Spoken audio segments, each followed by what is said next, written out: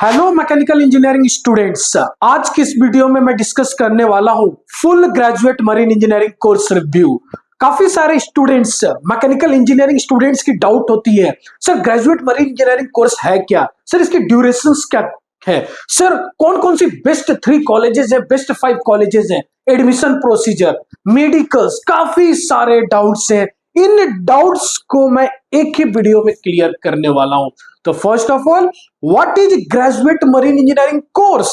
Graduate marine engineering course एक 1 year की GME training programme होता है जो मैकेनिकल इंजीनियरिंग, जो already graduated mechanical engineering students है, या उनके लिए एक पोस्ट ग्रेजुएट कोर्स इंट्रोड्यूस किया गया है। तो इस वीडियो में इसकी फुल डिटेलिंग पे बात करने वाला हूं। First of all, why graduate marine engineering? First and very basic thing is industry demand. Yes, now it is graduate marine engineering in demand. Yes, काफी सारे ऐसे जॉब्स होते हैं आफ्टर मैकेनिकल इंजीनियरिंग जहां पर आपकी डिमांड्स तो हैं, बट वो डिमांड्स को एआई बेस्ड टेक्नोलॉजी पूरी कर रही होती है, ऑटोमेशन पूरी कर रही होती है। जैसे कि आप बेस्ट एग्जांपल देख सकते हो EVs, clear, electrical vehicles. But एक शिपिंग एक ऐसी करियर है जहां पर जो अपने 4 year BTech in mechanical engineering program किया, जहां पर आपने वेरियस इंटरेस्टिंग नॉलेज गेन किया, like knowledge on the basis of internal combustion engine, knowledge on the basis of various auxiliary machineries like pumps. यहां पर आप रियल बेस्ड एप्लीकेशन पे work कर सकते हो। तो इनकी डिमांड है। डिमांड क्यों है? क्योंकि ट्रांसपोर्टेशन है। ट्रांसपोर्टेशन है तभी ये पूरी वर्ल्ड एग्जिस्ट कर रही है। तो इनकी डिमांड, इसमें कोई डाउट नहीं है, एंड आगे चलकर भी इनकी डिमांड हमेशा रहने वाली है, ग्रेजुएट मरीन इंजीनियरिंग स्टूडेंट्स की, मरीन इंजीनियर्स की।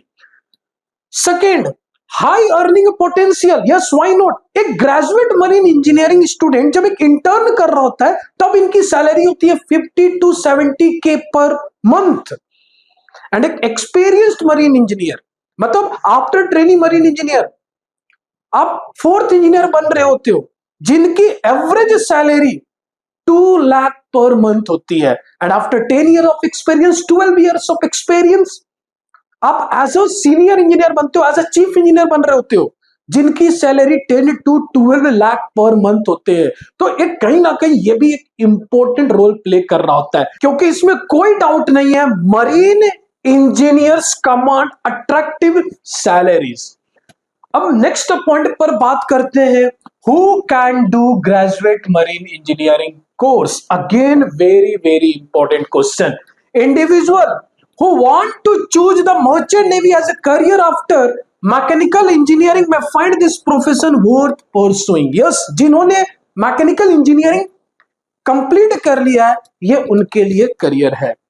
It is especially for those who don't want to get into the monotonous lifestyles of a mechanical engineer on land and want to explore the vastness of the ocean. But अगर आप एक naval architecture हो तब भी आप graduate marine engineering course कर सकते हो। Mechanical engineering students as well as naval architecture student दोनों जीएमई की कोर्स कर सकते हैं, clear. And always remember, course करने से पहले आपको पूरी डिटेल्ड जानकारी होनी चाहिए। अगर आपको लग रहा है कि ये वीडियो आपके लिए यूजफुल है तो प्लीज लाइक करें, शेयर करें, सब्सक्राइब करें। तो नेक्स्ट स्लाइड पे अब हम लोग बात करते हैं graduate marine engineering course highlights. First of all, graduate marine engineering course में होता क्या क्या है? तो number 1 is advanced engineering principles. आप एडवांस्ड इंजीनियरिंग प्रिंसिपल्स पे डील कर रहे होते हो। सपोज आपने बेसिक्स में एग्जांपल दे रहा हूं, आपने बर्नौलीज थ्योरम पढ़ा होगा, क्लास 12th में भी पढ़ा होगा, इंजीनियरिंग में भी पढ़ा होगा। तो इस Bernoulli's theorem and equation of continuities की क्या एप्लीकेशन है?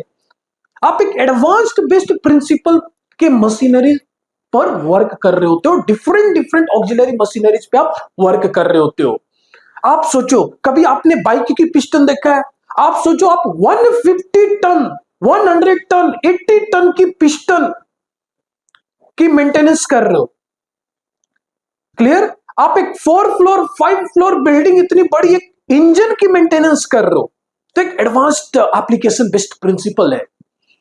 Now number 2, definitely practical experience. आपने थ्योरेटिकल थिंग्स पढ़ा है कॉलेजेस में, जब आप कंपटीशन की प्रिपरेशन कर रहे थे, जीएमई एग्जाम्स और इंटरव्यू की प्रिपरेशन कर रहे थे। बट अब यहां पर जब आप जीएमई ट्रेनिंग करके जहाज पे जाते हो, तो वहां पर कुछ प्रैक्टिकल एक्सपीरियंस आप कर रहे होते हो। जैसे आपने बर्नौलीज थ्योरम पढ़ा, तो उसकी प्रैक्टिकल एप्लीकेशंस पे आप वर्क कर रहे होते हो। Clear? And different different machineries को मेंटेनेंस कर रहे होते हो। कोर्स ओवरव्यू, काफी सारे स्टूडेंट्स की डाउट होती है, सर कोर्स की ड्यूरेशन क्या है, सर फी कितनी होती है, एडमिशन प्रोसेस क्या है, उस पर बात करते हैं। तो which type of course it is? Post graduate course, basically diploma in post graduate course, क्योंकि आप ऑलरेडी ग्रेजुएटेड हो, अब आप क्या कर रहे हो? Diploma in post graduate 1 year training program. Accommodation residential, अब जितने जीएमई कोर्स है ना, ये सारे DG shipping government of India के अंडर आते हैं। तो ऐसा नहीं है जैसे आपने बीटेक में मस्ती किया, मजे किया, बाइक लिए, 8-9 बजे जब मन किया तब उठे, 11 बजे जा रहे हैं कॉलेज, जा रहे हैं, मन किया यार कॉलेज की क्लासेस करनी है, नहीं करनी है, मन किया कहीं और। क्लियर? यहां ऐसा नहीं चलेगा, यह फुल रेसिडेंशियल होता है। आपको प्रॉपर 5 AM 5:30 AM में उठना होता है, पीटी करनी होती है, एक्सरसाइज करनी होती है, डिसिप्लिन आपको मेंटेन करना होता है। क्लियर? सो एकोमोडेशन रेसिडेंशियल फैसिलिटीज यहां पर होती है, एकोमोडेशन में रखकर ही आपको पढ़ाई करनी है। कोर्स फी, अब ये कोर्स फी बहुत ही वेरिएबल थिंग है, ये totally depends on college to college, company to company. But overview मैं आपको दे देता हूं, 4 lakhs to 7 lakhs in 1 year. Clear? और ये एडमिशन से पहले आपको जमा करने होते हैं। Clear? Now GME entrance exams, काफी सारे स्टूडेंट एक कॉमन क्वेश्चन मुझसे पूछते हैं कि सर टॉप 3 जीएमई इंस्टीट्यूट मुझे बता दो। सर कौन कौन सी top 3 GME entrance exams and interview को मैं टारगेट करूं?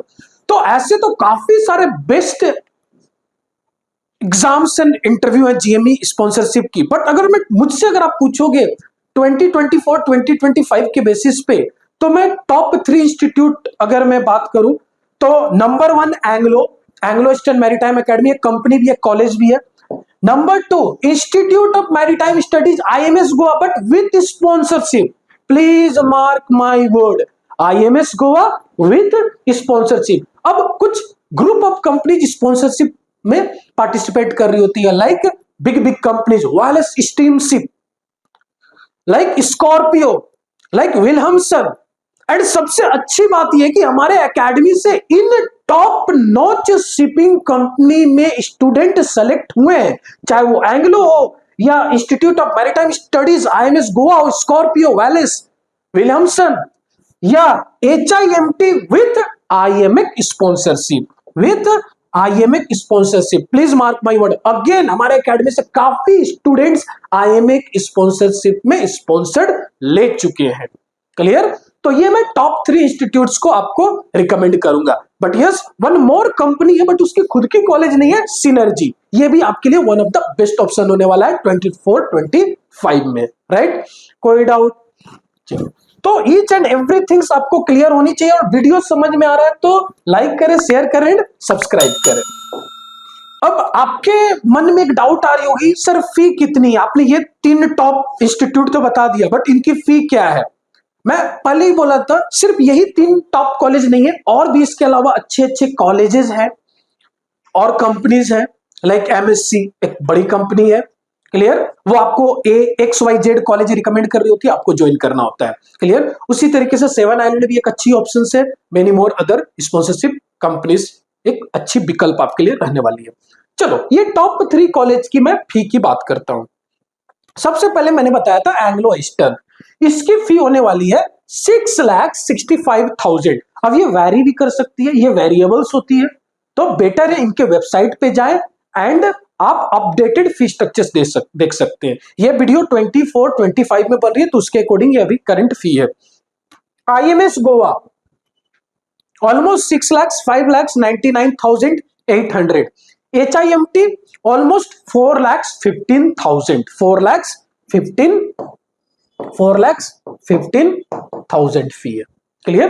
तो ये फी स्ट्रक्चर्स है, but still always remember fee structure very कर रहा होता है different different colleges, different different company के अकॉर्डिंग। क्लियर? अब मैं बात करता हूं एलिजिबिलिटी क्राइटेरिया।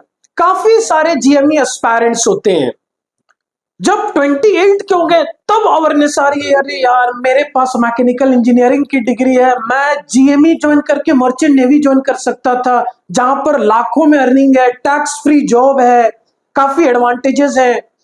बट अवेयरनेस, मैंने एक वर्ड यूज किया अवेयरनेस, आपको अवेयरनेस होनी चाहिए, इसीलिए इतने लंबे लंबे आपको वीडियो आपके लिए बनाया जाता है, ताकि आपको ईच एंड एवरी छोटी छोटी लिटिल नॉलेज भी हो। अब मैं बात करता हूं एलिजिबिलिटी क्राइटेरिया। क्लियर?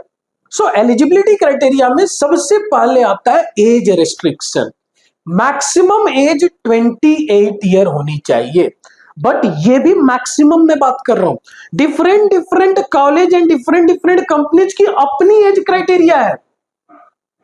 अगर आप आईएमए की स्पॉन्सरशिप के लिए जा रहे हो तो अपनी एक उसकी एज क्राइटेरिया है, अगर आप आईएमएस गोवा के लिए जा रहे हो तो उसकी एक अपनी एज क्राइटेरिया है, but maximum 28 years.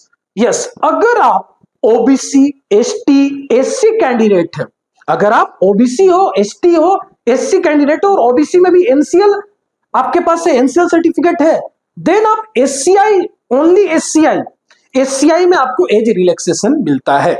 Clear? For OBC 3 years, for ST SC 5 year and female candidate के लिए 2 ईयर एज रिलैक्सेशन मिलता है। बाकी किसी कंपनी एंड कॉलेज में एज रिलैक्सेशन नहीं है। अगर आप जनरल कैटेगरी से हो, ओबीसी कैटेगरी से हो, तो आपकी मैक्सिमम एज 28 इयर्स ही है। अगर आप एससीआई को टारगेट नहीं कर रहे हो तो सिर्फ एससीआई में एज रिलैक्सेशन है, ओबीसी, एसटी एंड एससी की। जनरल के लिए 28 इयर्स। क्लियर? तो age restriction over.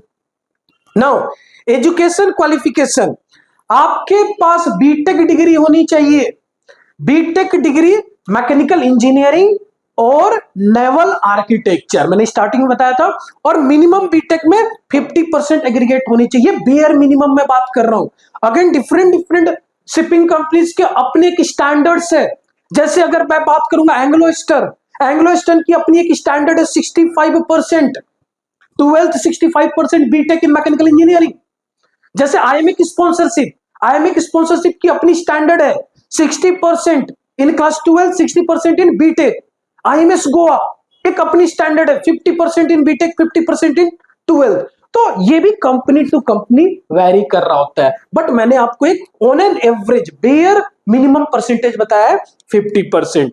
Now English soft skill में आपकी कमांड होनी चाहिए, क्योंकि आपकी ऑफिशियल लैंग्वेज इंग्लिश होने वाली है, तो इंग्लिश में मिनिमम 50% स्कोर होनी चाहिए क्लास 12th में, राइट? तभी आपको ग्रेजुएट मरीन इंजीनियरिंग कोर्स में एडमिशन मिल पाएगी। Now next one is medical requirements. Again यहां पर स्टूडेंट बहुत ज्यादा कंफ्यूज होते हैं। मेडिकल रिक्वायरमेंट्स, क्या आपको कलर ब्लाइंडनेस है?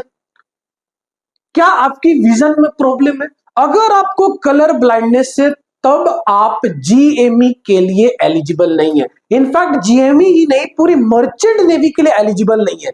तो अगेन ये कोई बहुत बड़ी बात नहीं है। कलर ब्लाइंडनेस की आप टेस्ट आज के टाइम में गूगल में भी कर सकते हो। गूगल में जाओ, फाइंड करो कलर ब्लाइंडनेस टेस्ट, आपके पास कुछ टेस्ट आएंगे, उन टेस्ट को दो, आपको खुद पता चल जाएगा आपको कलर ब्लाइंडनेस है या नहीं है। अब मैं बात करता हूं आई विजन। आई विजन, अगर आप स्पेक्स लगाते हो, अगर आप चश्मे पहनते हो, पावर वाली चश्मे पहनते हो, लेंस लगाते हो, तो यहां पर थोड़ी दिक्कत है। अब थोड़ी दिक्कत यह है कि अगर आपकी विजन 6/24 है, 6/36 है, 6/44 है, तब आपको लेसिक सर्जरी करानी होगी। अगर 6/6 है, 6/12 है, तब तो कोई दिक्कत नहीं। इवन 6/18 है वन आई में एंड अदर आई 6/12 और 6/6, तब भी कोई दिक्कत नहीं है। लेकिन 6/36 से 6/44 है, ये कैसे पता चलेगा सर जी, कैसे पता चलेगा? अगेन नियर बाय हॉस्पिटल में जाओ, एक बार आई विजन चेकअप करवा लो। आजकल तो क्लिनिक्स में भी होते हैं। क्लियर? तो आप आई चेकअप करा सकते हो। अगर कोई प्रॉब्लम्स आती है तो आप लेसिक सर्जरी कराओगे, तभी आप जीएमई ज्वाइन कर सकते हो। अगर आप स्पेक्स नहीं पहनते तो कोई दिक्कत नहीं है, आप एलिजिबल हो। तो आप साइट पे जा सकते हैं जीएमई एंड आप खुद की एलिजिबिलिटी क्राइटेरिया चेक कर सकते हैं। क्लियर? एलिजिबिलिटी कैलकुलेटर के थ्रू। नाउ नेक्स्ट, अब marine engineering syllabus means graduate marine engineering syllabus. अब 1 ईयर की ट्रेनिंग प्रोग्राम में क्या क्या पढ़ाए जाएंगे आपको कॉलेजेस में, लाइक 2 सेमेस्टर्स होगा, क्योंकि 1 ईयर की GME training program 6 month duration 2 semester, right. तो सेमेस्टर 1 में ये आपके सब्जेक्ट्स होंगे like internal combustion engine, basically इसको कहा जाता है MICE, MICE, marine internal combustion engine. Naval architecture, जहां पर आपको शिप डिजाइनिंग सिखाया जाता है, जहां पर आपको what are the different stresses जो शिप एक्सपीरियंस कर रहा है ड्यूरिंग वोयाज, वो सारे डिफरेंट थिंग्स सिखाए जाते हैं। कार्गो डिस्ट्रीब्यूशन थिंग्स सिखाए जाते हैं। Again very important subject. Again ship construction basis on the design concept, basics electrical, always remember now what is different different machineries में ऑटोमेशंस फिटेड होते हैं। तो उस ऑटोमेशंस को समझने के लिए आपको इलेक्ट्रिकल एंड इलेक्ट्रॉनिक्स की कॉन्सेप्ट क्लियर होनी चाहिए। तो आपको यहाँ पर इलेक्ट्रिकल भी पढ़ने होंगे। Thermodynamics, marine auxiliary machineries 1, works of technology. So marine auxiliary machinery is one. Marine auxiliaries refers to different machinery. Machinery refers to your freshwater generator, purifier and other auxiliary machinery, compressor, refrigeration plants आप पढ़ रहे होते हो। अब ना semester 2 में कौन कौन से सब्जेक्ट्स होते हैं? Watch keeping and engine room management. Engine room management and watch keeping, मतलब यहां पर आपको बताया जाता है कि एक ट्रेनिंग मरीन इंजीनियर की क्या जॉब होती है, एक फोर्थ इंजीनियर की क्या जॉब होती है, चीफ इंजीनियर की क्या जॉब होती है, इंजन रूम मैनेजमेंट क्या होता है, पूरी डिटेल आपको इस सब्जेक्ट में जानकारी दी जाती है। Again very very important, marine boilers. तो as a mechanical engineers I hope आपको ये पता हो कि what is boiler. Clear? Please comment it below. Number 3 electricals and electronics engineering. Semester 1 में भी इलेक्ट्रिकल्स पीछा नहीं छोड़ा, सेमेस्टर 2 में भी पीछा नहीं छोड़ा, और हमेशा याद रखना क्लास 4 क्लास 2 में भी इलेक्ट्रिकल्स आपके साथ रहेगी। इसलिए मैं बोलता हूं मैकेनिकल इंजीनियरिंग स्टूडेंट्स को मैकेनिकल प्लस इलेक्ट्रिकल दोनों में कमांड होनी चाहिए, तभी आपकी सिलेक्शन होगी। ISM ISO international rules. अब यहां पर आता है IMO जैसे कॉन्सेप्ट, यहां पर आता है ISO जैसे कॉन्सेप्ट, सेफ्टी स्टैंडर्ड्स रिलेटेड आपको पढ़ाए जाते हैं। IMO इंटरनेशनल मैरीटाइम ऑर्गेनाइजेशन से रिलेटेड कुछ रूल्स एंड रेगुलेशंस होते हैं, वो आपकी एक सब्जेक्ट होती है। नंबर 5 ऑक्सिलरी मशीनरी और marine auxiliary 2। See number 1 first semester, number 2 second semester. तो नंबर 1 में आप 50% ऑफ ऑक्सिलरी मशीनरीज पढ़ रहे होते हो, नंबर 2 में आप अनदर 50% ऑफ ऑक्सिलरी मशीनरीज पढ़ रहे होते हो। Number 6 MARPOL, number 7 leadership and team building, project related आपको सिखाया जाता है कैसे टीम वर्क करना है उन शिप में। क्लियर? कभी कभी इंटरव्यूअर आपको बहुत ही अच्छे अच्छे क्वेश्चंस पूछ रहे होते हैं, are you a team player और टीम लीडर। काफी सारे स्टूडेंट्स बोल रहे होते हैं कि सर मैं एक टीम लीडर हूं। जब मैं काफी सारे स्टूडेंट के साथ इंटरव्यू ले रहा होता हूं और मैं जब स्टूडेंट को पूछता हूं आर यू टीम प्लेयर और टीम लीडर, स्टूडेंट बोलते हैं कि सर मैं तो एक टीम लीडर हूं। सबसे पहले आपको एक टीम प्लेयर बनना होगा, एक अच्छा टीम प्लेयर ही कल को एक लीडर बनेगा। Clear? Again works of theory, LSA and fire safety, again STCW training में ये सब चीजें कवर हो जाती है। And number last one is RPSL and articles of agreement जब आप ज्वाइन कर रहे होते हो। तो क्लियर? ये पूरी डिटेल्ड मैंने आपको जानकारी दी है। Now application process. अब इसकी जो एप्लीकेशन प्रोसेस है, सर जी आपने ये सब तो बता दिया, अब एप्लीकेशन कैसे फिलअप होती है, किस तरीके की प्रोसेस होती है सिलेक्शन तक की। तो first of all written exam, आपको रिटन एग्जाम देना होगा। Once you clear the written test you will be move to the second stage which is interview. तो फर्स्ट ऑफ ऑल आपको क्या क्लियर करना है? Written exam. देन आप कहां जा रहे हो? Panel interview. After clearing the written examination, you will be called for the panel interview. If the interviewer finds you suitable, then you will be asked to go for the medical to the DG certified doctor. different city में, almost सभी city में, tier 2, tier 1 city, even now it is tier 3 city में भी DG approved doctor होते हैं। तो आपको college या कंपनी DG approved doctor के पास भेज रहा होगा। अब यहां थोड़ी क्रिटिकल थिंग्स आती है, यहां पर शायद हो सकती है कि आपकी ड्रीम नहीं तो सरवाइव करेगी या खत्म भी हो सकती है। अगर आपकी कलर ब्लाइंडनेस है, ड्रीम खत्म। इसलिए मैंने बोला था कि आज ही कलर ब्लाइंडनेस की टेस्ट करो। Clear? Medical test, there are various kind of test in the medical examination from your ultrasound to audiometry.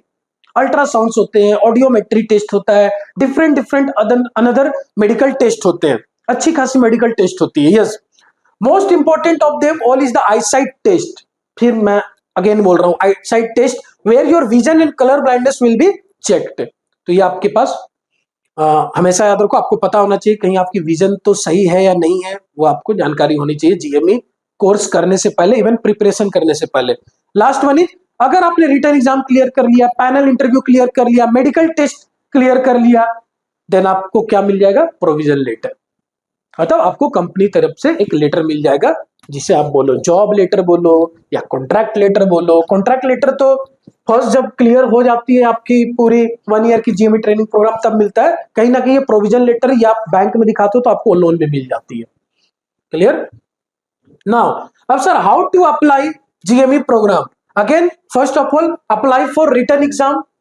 The first and foremost step is to submit the application form to the college portal where you want to take admission. अगर आपको Anglo Eastern, तो आप Anglo Eastern के college portal में जाए, detail बने, जैसे Aadhaar number, date of birth, personal detail, your first name, gender, father's name, family, annual incomes, और भी काफी सारे डाटा हैं, उनको आपको फिलअप करनी होती है।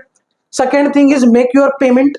After filling in the details, you need to make a payment fee for the application form, for which you will get a link in the mail with the instruction for payment and related procedure.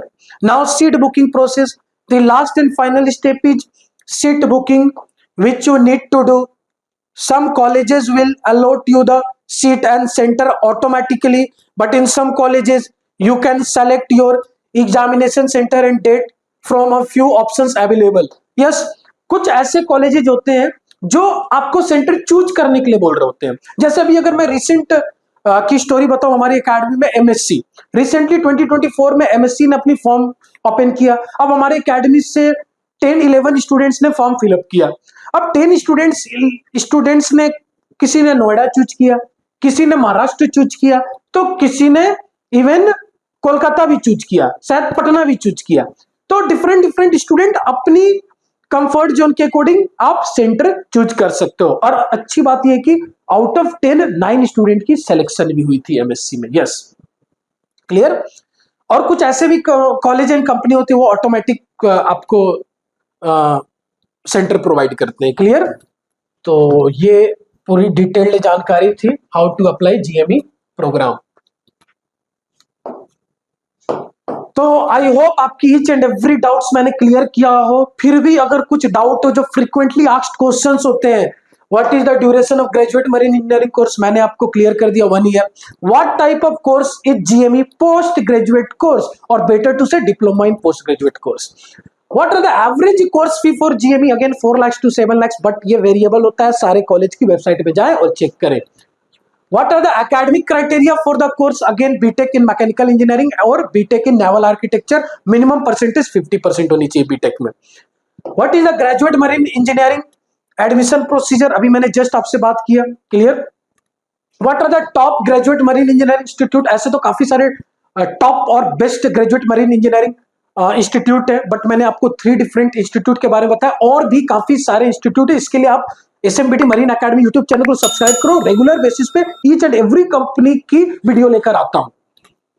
What is the duration of on board training? Yes, जब आप internship पे जा रहे होते हैं, उसकी duration आपकी minimum, आपको सी टाइम कंप्लीट करना होता है 184 days, almost minimum 6 month. But कुछ कंपनी 9 मंथ की भी आपको कॉन्ट्रैक्ट देती है, सो दैट आप बेटर तरीके से एज अ इंजन कैडेट में मशीनरीज को सीख पाओ और आप जल्द से जल्द MEO class 4 exams and orals को क्लियर कर पाओ, एंड आप एक सीओसी होल्डर इंजीनियर बन पाओ। तो ये पूरी ग्रेजुएट मरीन इंजीनियरिंग कोर्स की ओवरव्यू थी। अगर आपको अभी भी कुछ डाउट है तो नीचे कमेंट बॉक्स में कमेंट करें। अगर आपको इसके रिगार्डिंग कुछ भी फ्री काउंसलिंग चाहिए तो एसएमबीटी मरीन एकेडमी को कांटेक्ट करें, नीचे दिए गए नंबर पे कांटेक्ट करें, एंड यस, लाइक करें, शेयर करें एंड सब्सक्राइब करें। Wish you all the best for your upcoming exams and interview. Thank you.